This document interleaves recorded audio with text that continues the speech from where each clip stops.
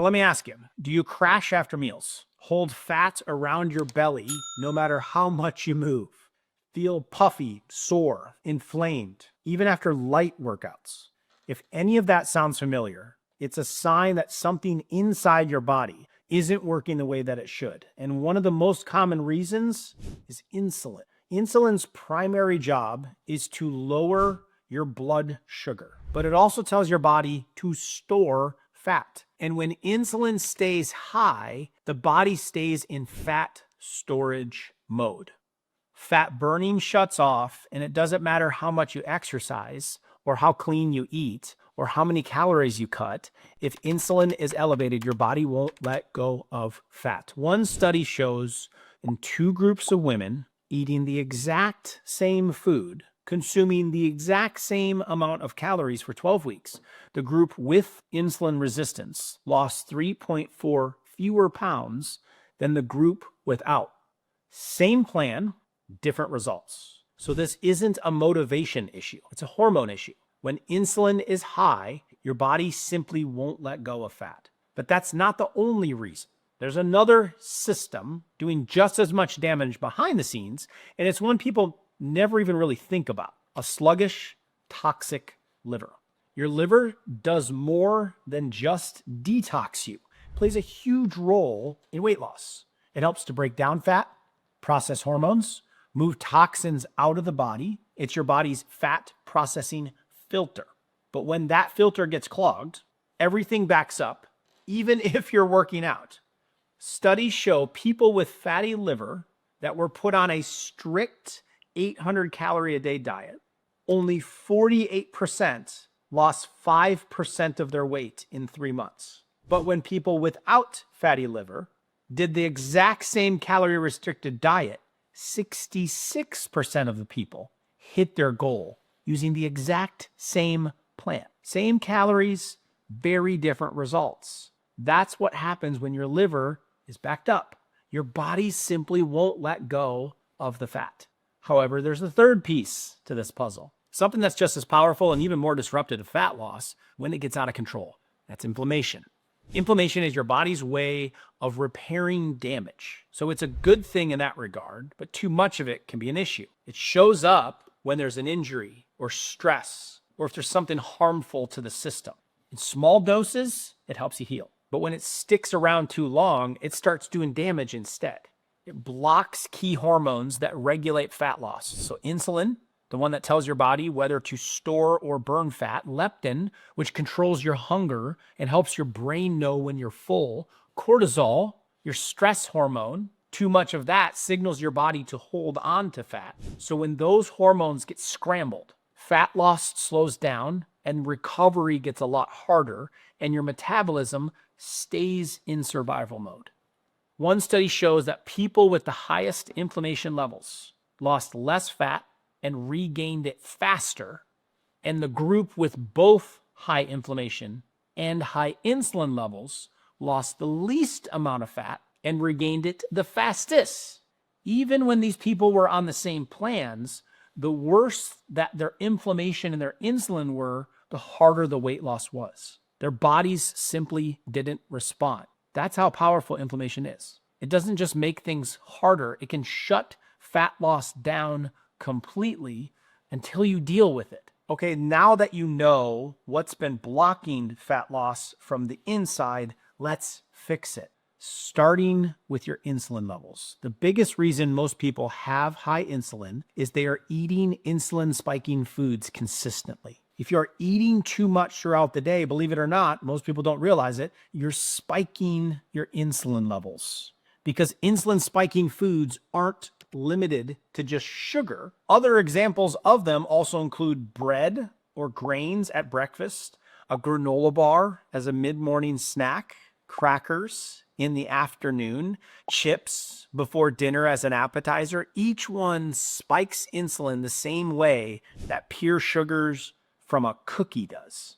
And if you're snacking between meals or sipping on a sugary drink like a soda or grazing on foods all day, then your body never gets a chance to access It's stored fat. It's always running off what you're putting in consistently throughout the day. So here's what to do.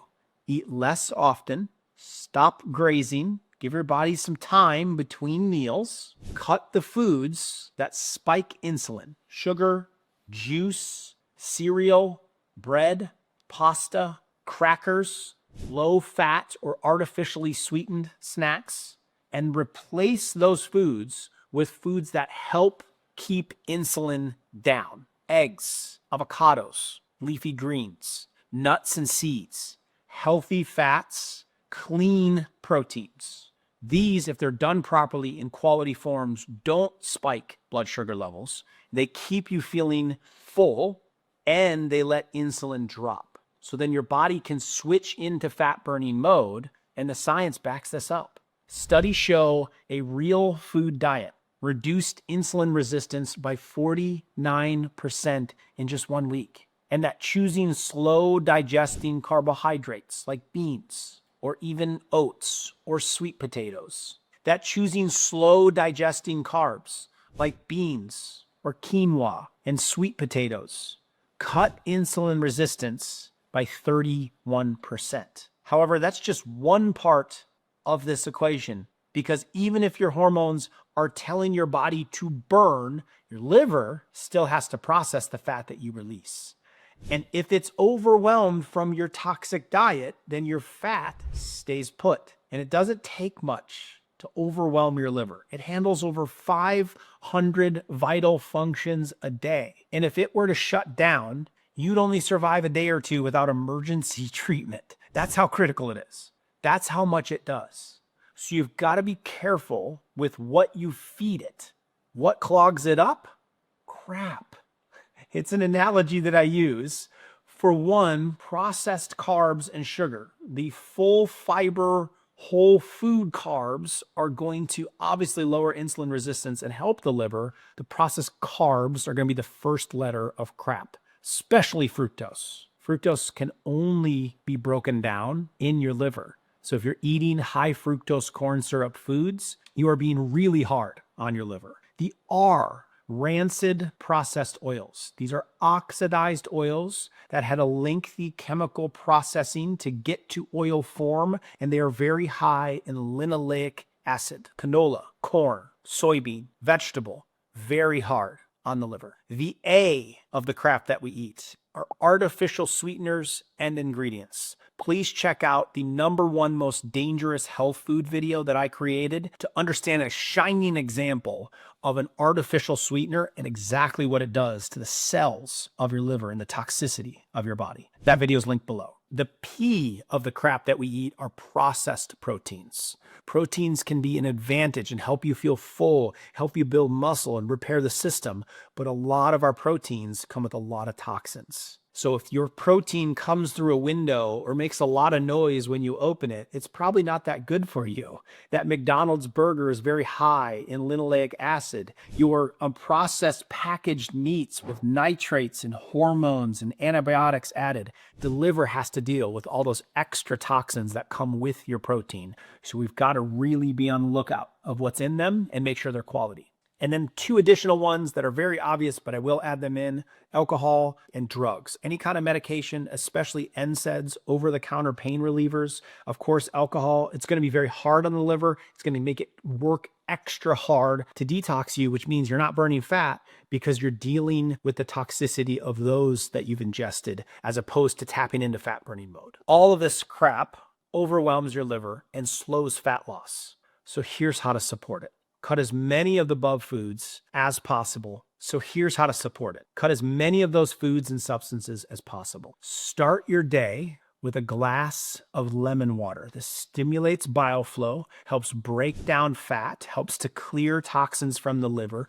It's giving the liver a boost first thing in the morning. Eat cruciferous vegetables, broccoli, cabbage, kale. Very good in compounds the liver needs to do its job. Help process toxins and move waste out. Next, you can aid the liver in processing toxins and moving the waste out of the body so that fat can be cleared up by supporting daily bowel movements. Why? Because if toxins aren't moving out, they're getting reabsorbed back into the system, replanted in different areas of your body. Retoxifying and rebounding is what we call this. So how do we do it? Add in magnesium-rich foods or a supplement. Spinach, pumpkin seeds, beans, black beans, all very good magnesium-rich sources. Or take a 7-in-1 form of magnesium so you get all the different forms of magnesium that the body requires to support the entire system. A link to a 7-in-1 magnesium is below in the links.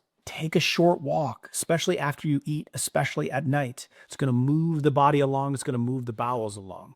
Try a teaspoon or 2 of apple cider vinegar. When you're eating, use it with water. Take it right before a meal, a teaspoon or a capful, to help aid the digestion and the breakdown of those foods. Stay hydrated. Drinking half of your body weight in ounces of water per day. Might feel like a lot at first, but it's going to help flush toxins, support digestion, and keep fat-burning systems running. All of those steps help your liver do its job better starting today. And when you pair those with consistent, clean eating, where you're not overdoing the sugars, that's when the deeper changes start to happen. In fact, a study shows that people who followed a quality food plan, just like the one found in my free book, there's a link for it below, the one I kind of highlighted earlier in this video, that type of clean eating plan reduces fat buildup in the liver up to 43.8% in just 2 weeks. And that's not even including liver cleanse supplementation or any other kind of extreme protocol. Just real food, doing what real food does. Finally, there's one last piece that we've got to reset, and that's inflammation. Inflammation is your body's response to stress, damage, and imbalance. But when it becomes chronic, it keeps your hormones from working, no matter how clean you eat or how often you move. So how do we calm it? Again, a lot of the same culprits that are responsible for high insulin levels, that are responsible for toxic livers, are the same thing that's driving the inflammation. So we want to cut out the crap, those processed sugars, the rancid industrial oils, canola and vegetable and soybean and corn, those artificial ingredients and processed foods. You want to give your body the foods that actively calm inflammation. You can imagine everything you put in either adds to the fire or puts the fire out. Wild caught fish, salmons, sardines, high in omega-3s. They help to support healthy inflammation levels. They help to support your hormones. If you don't eat enough of those foods, then put in a high EPA and DHA fish oil. There's a link for one of those below. Cruciferous vegetables, we talk about it again. It helps to heal the gut. It helps to support healthy inflammatory levels. Help detox and flush waste from the system. Turmeric, ginger, garlic, great supporters of natural inflammatory responses, reducing the strain and the stress on the body. Magnesium-rich foods help with digestion. They help level and balance your blood sugar. They help with the stress on the system. So that 7 forms in 1 is a good idea.